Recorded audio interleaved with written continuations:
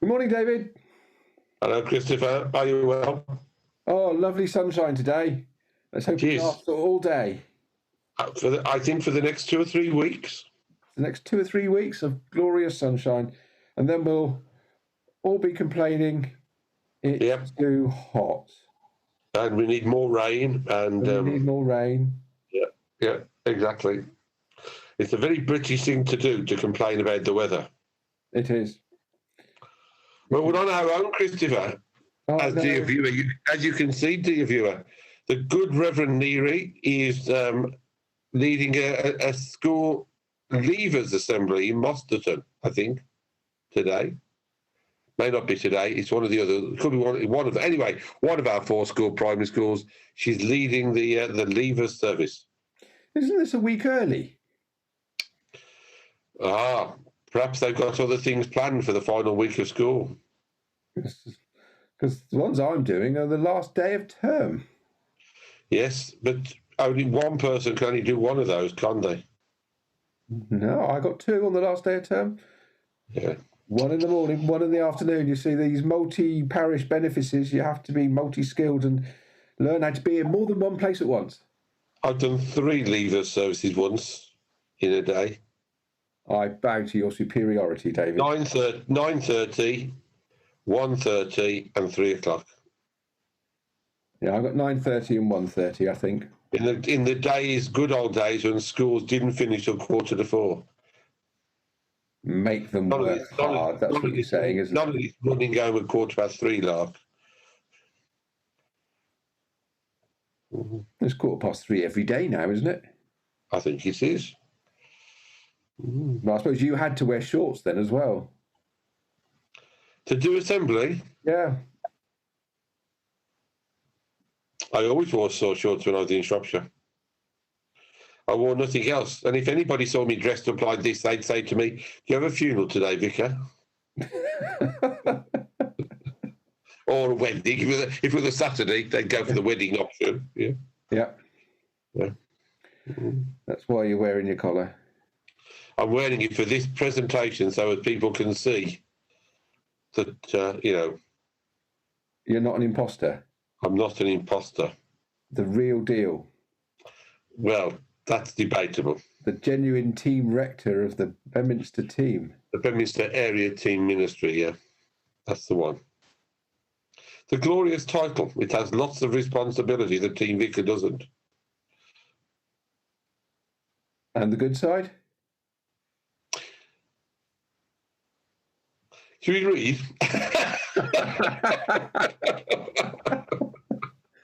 Let's have a pause at that moment.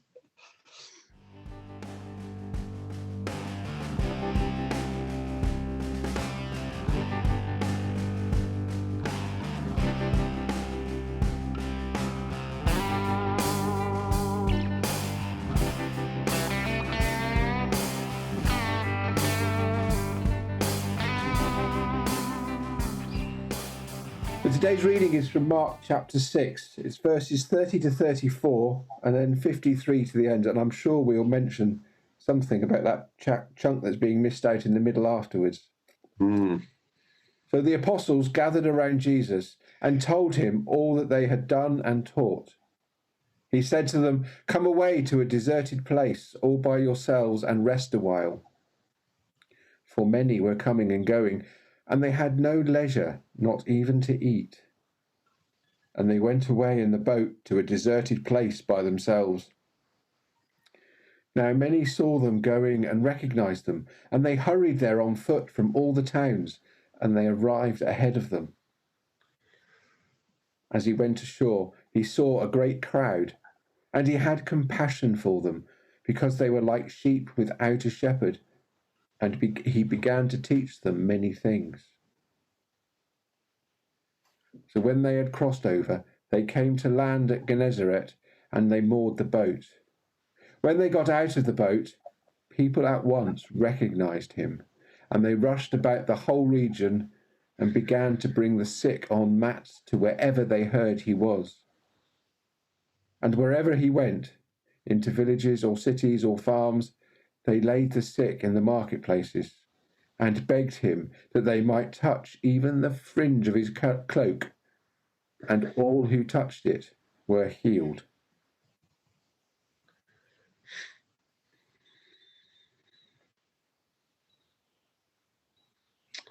There you are.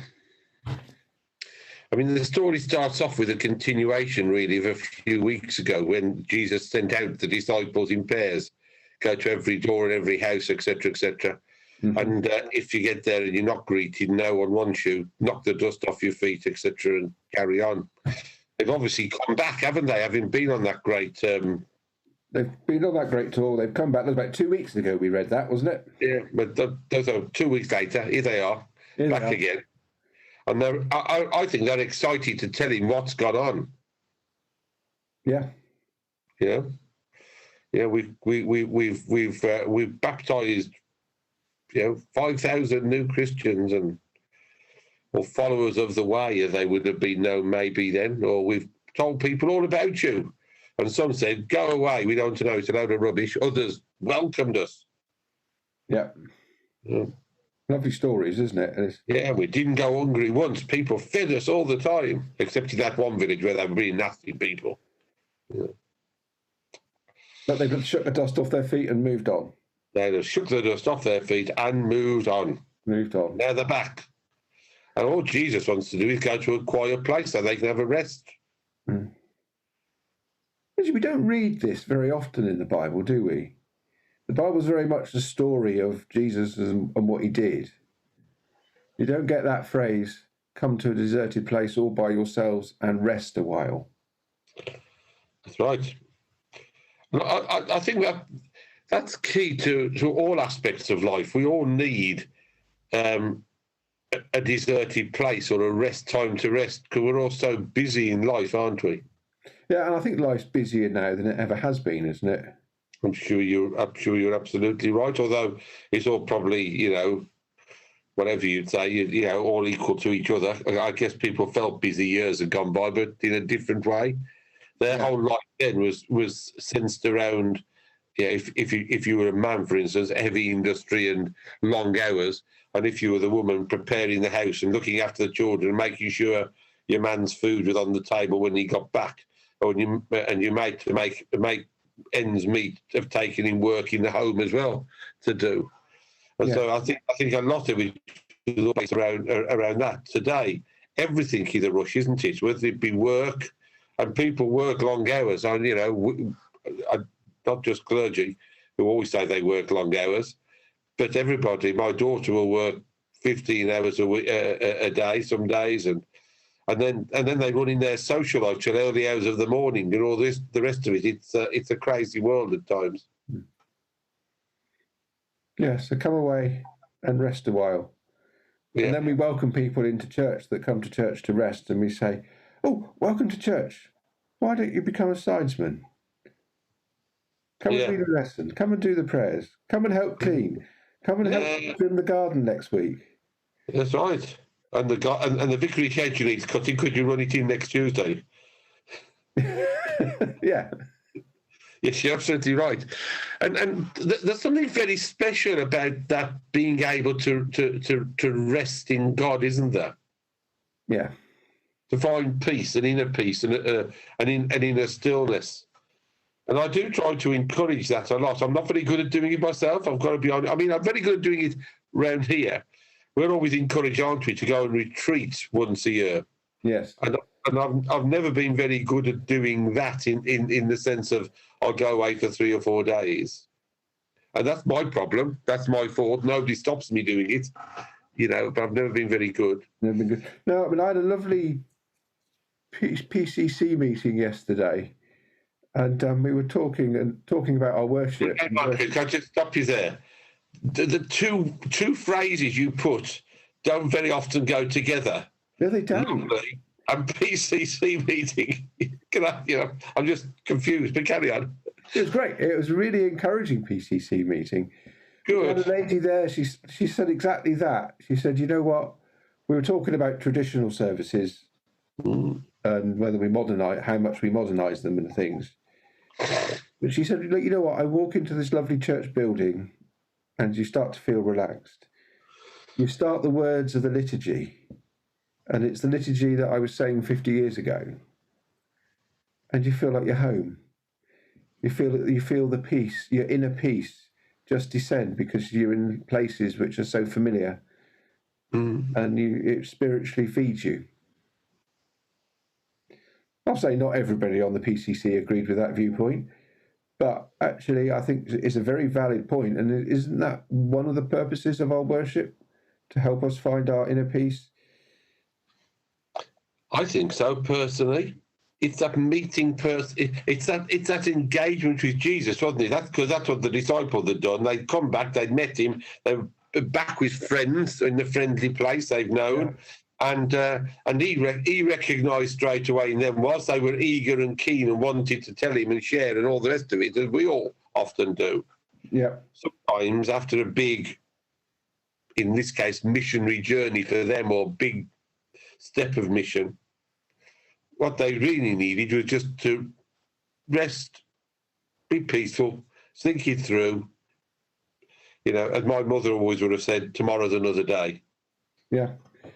Yeah, and it's probably quite an interesting one to read now, isn't it? We're getting near the end of school term. Like we say, Joe's off doing a leavers assembly. She is, yep, she is. We all know our school teachers are all exhausted, especially after the year they've had having to deal with all the COVID regulations and things and protections. And our children have worked hard for the year. You know, there is time for them to actually say, you know what, it's time to have a rest and play, enjoy the enjoy the sunshine, and don't fill it all with work for the summer. And any teachers listening, enjoy your rest. And anyone going on holiday, enjoy the rest. I mean, teachers certainly been very busy. We all know that. I mean, NHS workers, we see them rushing around, don't we? And many people, the whole aspect of how we do things has changed. So there is this need just to stop, to wait on God in stillness and peace. And dear viewer, we're always conscious that when we start to mention teachers or NHS workers, somebody will say, you didn't mention my profession. Exactly. So we mention them all. We do. All of you who are weary, enjoy your holiday. And heavy laden, come to me, and I will give you rest. Come to me, I will give you rest, says Jesus. So that's what Jesus has done with the disciples in the early passage. Come on, have rest. We can talk tomorrow. Let's go in a boat. But people weren't happy with that. The second part of the reading, which cut out a big chunk of something we've kind of glossed over for a moment, because the second part of as they started to try and get away, everybody who recognised him started bringing people to be healed. Yeah.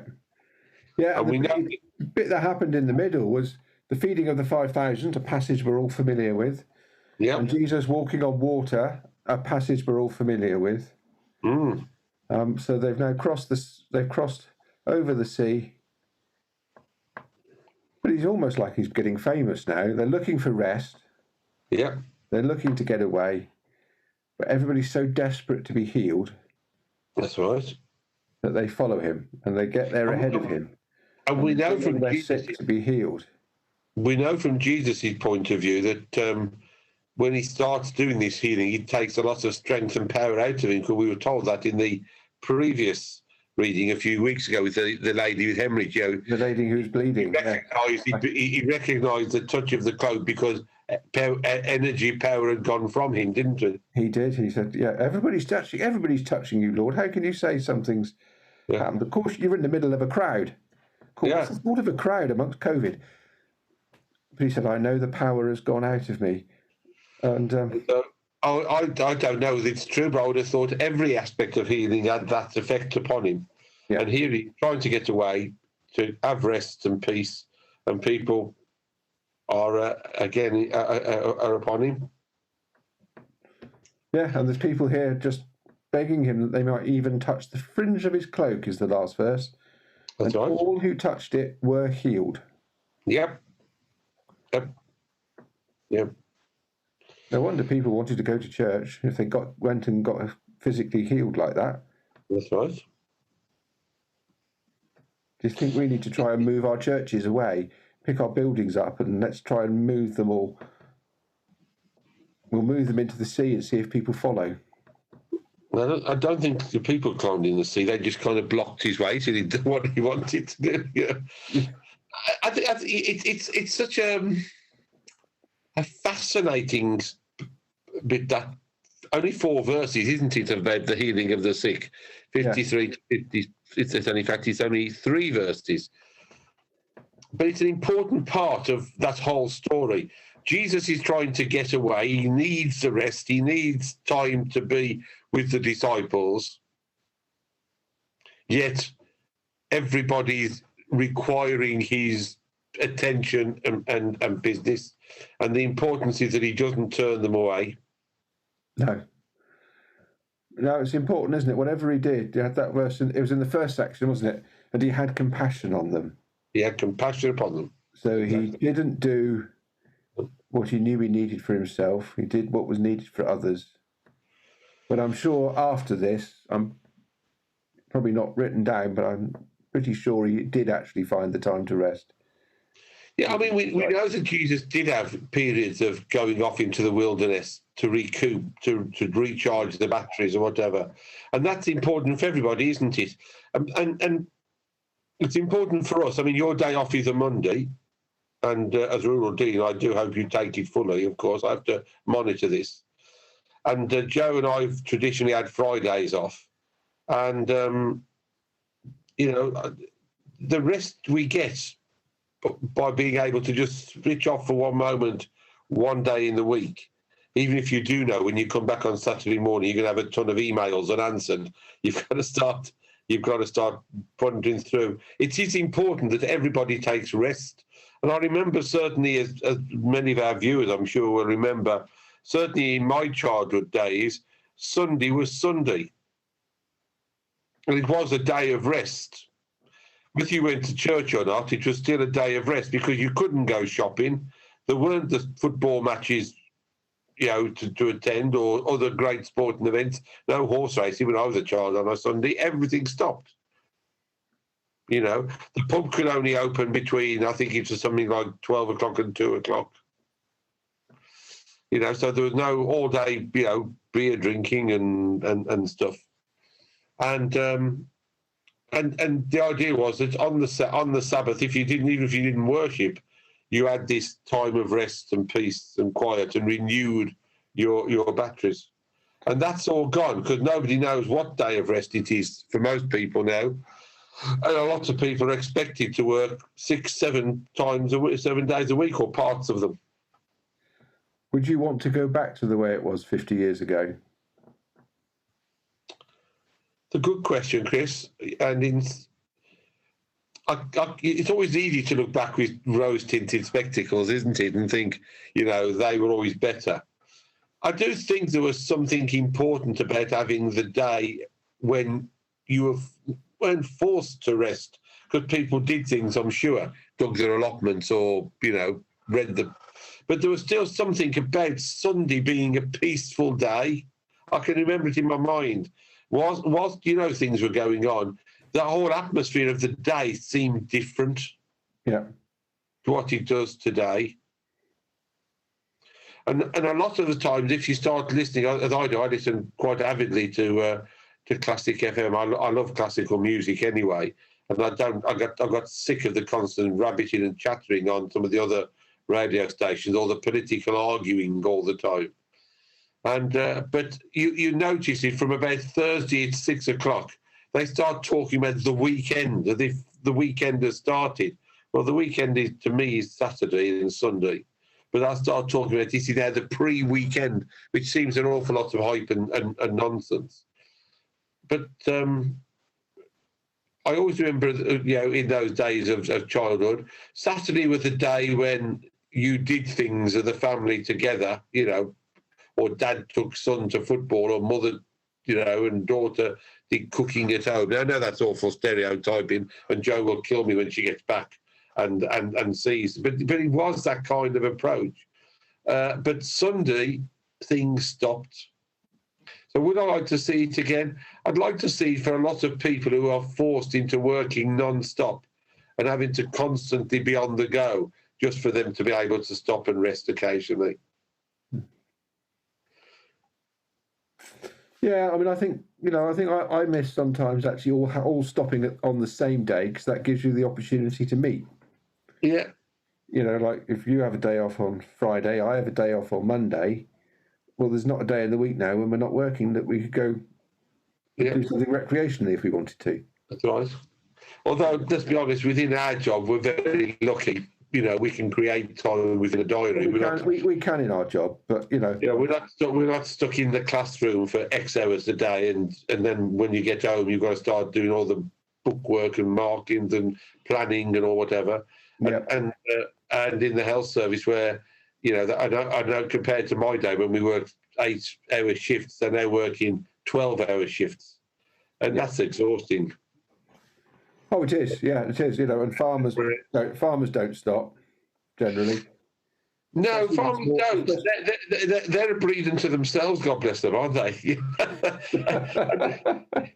Because the problem about all of us is, if you want to, you can find something to do 24 hours a day, can't you? Yes. You can. We all can. If you really want to, you can find something. And I always say to Jo, and she says, I'm awfully busy. And I say to her, well, you're in charge of your diary. Yeah. And so we can always find something to do. Sometimes we've got to be smarter in saying, I don't have to fill that space. If I've got a space between 4 o'clock and 5, or let's say between 3 o'clock and 5 o'clock of an afternoon, I don't have to fill it, and I don't have to sit in front of the computer. I can sit and watch Escape to the Country, for instance, should I want to. But we feel guilty, don't we, if we're not seen to be working? And I think a lot of people like that, we've almost built this, you can't stop. And Jesus is saying, stop. Have some rest. Yeah, stop. Have some rest, then we'll continue the work afterwards. You can tell me all about the excitement or the bad news or whatever. Stop. And the people who wanted healing at the end of the chapter, at the end of the reading, they weren't being wrong in what they were doing particularly. It was their big opportunity for, in this case, for healing. And I think what happens is often what we do, we don't appreciate other people's need of a time to stop or to rest. We're always aware of, and this is everybody, isn't it? We're always aware that we want more people to do more and more all the time. Or it suits my diary that we have this standing committee meeting at 2 o'clock. Yeah. And you say to the secretary, tell everybody else that's when it's got to be, because that's when I'm through. And actually, when I think back, perhaps I should offer 2 or 3 dates and say which one suits everybody.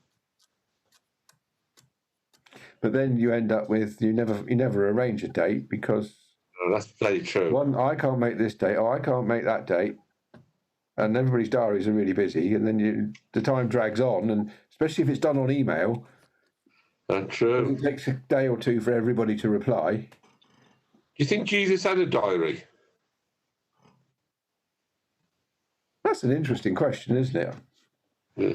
I don't know. I was just throwing it in there. Yeah, no, it's interesting. I mean, that led immediately to my thought process. Immediately was how much of what he did was planned at the start of his 3 years of ministry, and how much of it was running day to day and dealing with what was put in front of him. I think the planning was led by the Spirit, wasn't it? Yeah, and how much was he aware of that?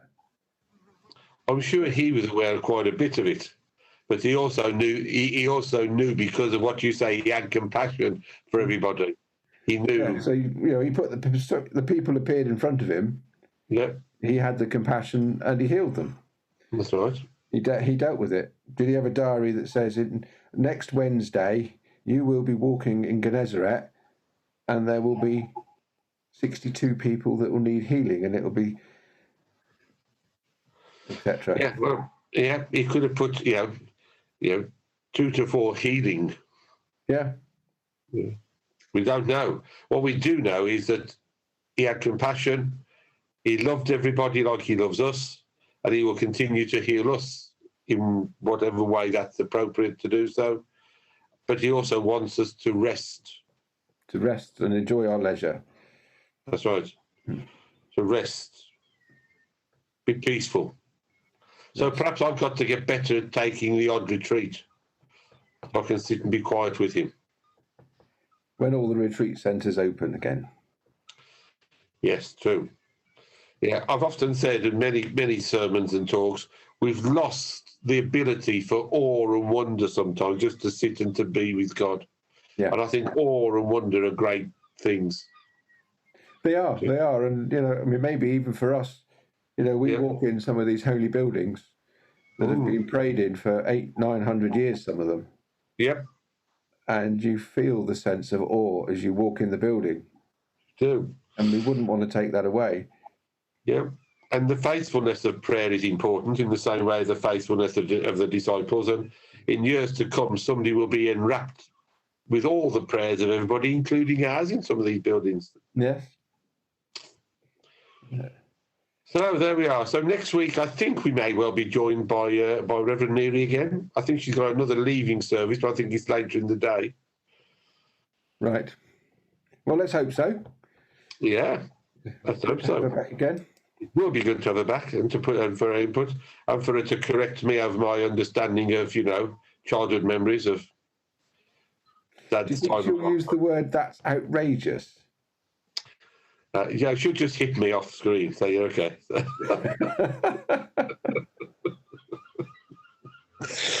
Yes, perhaps I deserve it. I don't know. Anyway, Divya, it's good to see you, and thank you very much for joining us again. You can join us on all the things to do with the Beaminster team that Reverend Neely normally reads out: Twitter, Facebook, etc., and in the Eggardon Colmers team. Eggardon Colmers Benefice Facebook page, Eggardon Colmers Churches.org website, and there's even an Eggardon Colmers Benefice YouTube channel.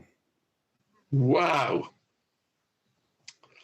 Fantastic. There we are. Many ways in which to engage. Many ways.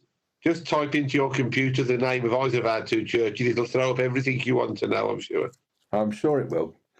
Google saves us having to be too accurate in our descriptions. Of which I'm always a failure at that. Well, there you go.